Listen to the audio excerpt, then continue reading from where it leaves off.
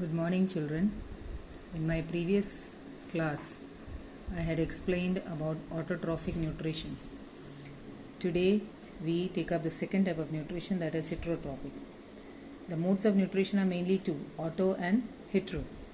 Auto, I explained, is where the organism can prepare its own food. It is not dependent. Mainly the green chlorophyll bearing plants and certain bacteria. They are autotrophic in nature. Apart from that, the entire living kingdom is heterotrophic because they cannot prepare their own food. They are dependent directly or indirectly on the autotrophs for their nutrition. So, among autotrophic nutrition, actually there are various types which is not given in your book. So, if you try to sum up, the autotrophic mode of nutrition will be including the decomposers, transformers, saprophytes, parasites, holozoic. Okay, there are many, but I have just taken few of them. Decomposers and transformers are the ones which derive nutrition by breaking down the dead, decaying bodies. So, the breakdown process takes outside this body. They are microscopic structures, microorganisms. So, they help in breaking down the complex material into simple form in the dead, decaying bodies. Saprophytes are also eating on dead, decaying, but they are larger creatures. You have the fungus is a saprophyte, but apart from that, you have the animals which feed on the dead bodies, isn't it? The crow, the vultures, they all feed on dead bodies. So, you can call it as a saprophytic mode of nutrition. Parasitic is where the organism causes the harm to the host. When it lives on the body of the host, it destroys it by taking nutrition from its body. Holozoic would be where the food is consumed into the body and the breakdown takes place within the body. So you can include the herbivores, the carnivores and the omnivores in this category. Herbivores mainly feed on the vegetation.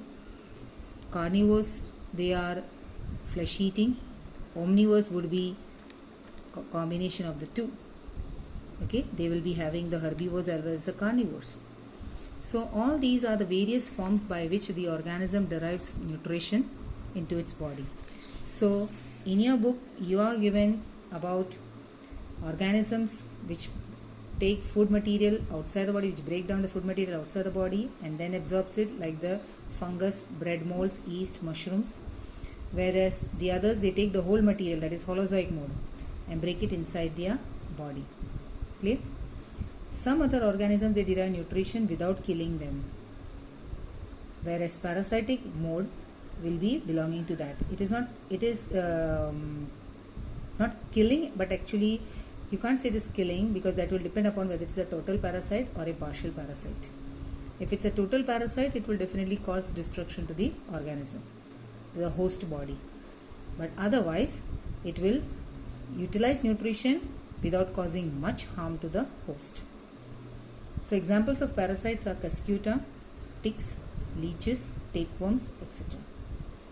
So sometimes for an objective or for maybe a 2-marker, what is heterotrophic mode of nutrition, the mode of nutrition in which the organism is dependent on the other organism for food are heterotrophic nutrition, and then you can just give examples of few animals. Is this point clear? That is heterotrophic nutrition. Now a very important question which is asked is regarding amoeba. How amoeba obtains its food. You have to draw this diagram if the question is asked with a label.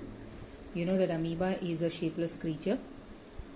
So when a food particle is near it, it will throw the cytoplasm. Its protoplasm is thrown on either side. So the cell membrane moves out to form hand-like structures. They are false hand-like, so they are called pseudopodia. Pseudo stands for false, poda stands for feet. So false feet-like structure comes out which encircles the food material. And then the food material becomes part of its body. So there is a vacuole formed on it, a sac formed on it in which the food is trapped.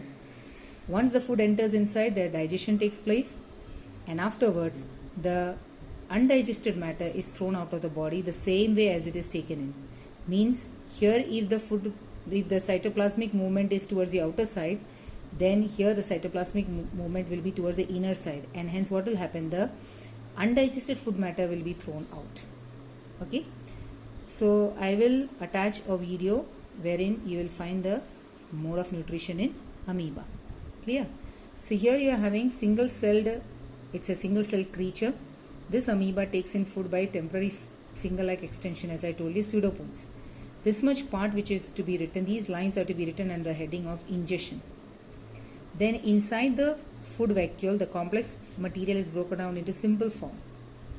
That is digestion. That is to be written under the heading of digestion. And then the remaining undigested matter is moved and thrown out of the body, that is ejection.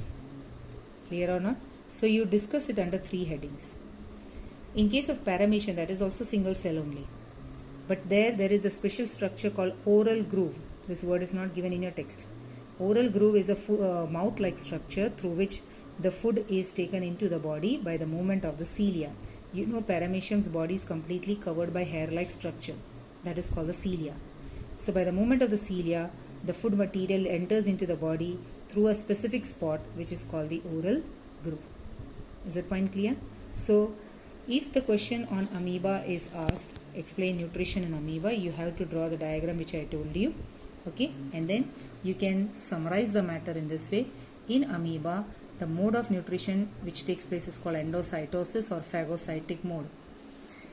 There are various steps involved. First is ingestion. Ingestion means taking in of the food material, which I already showed you diagrammatically. Secondly, the digestion part, where the simple food is formed from the complex material, means complex is broken down into simple. Assimilation means the nutrients which has been formed after digestion, that becomes a part of the cell. Whereas ejection means where the undigested food material again is formed into a contractile vacuole, a small sac-like structure which can contract and be thrown out of the cell. Clear? So these are the stages which are involved in the digestion of amoeba. Okay till there? So we have covered 2 important topics over here. One is heterotrophic nutrition, which can be asked for a 2 mark, as I told you, definition and name of the organisms in it. Okay, and or sometimes they may simply ask you, name the parasitic organism, so you'll have to simply give the names of the parasitic organism. Okay, so like that a simple 2-marker question can be asked from this section. And then this is a 3-marker question usually asked, nutrition in amoeba. It's a 3-marker because 1 mark will be for the diagram and 2 mark for the steps involved. The steps are from here till here, as I told you. So that is under the heading of ingestion, digestion and ejection. Okay, so in the next video we'll take up the human digestive system. Okay, so please see to it that you learn these topics very well. Okay, no homework to be written from this part.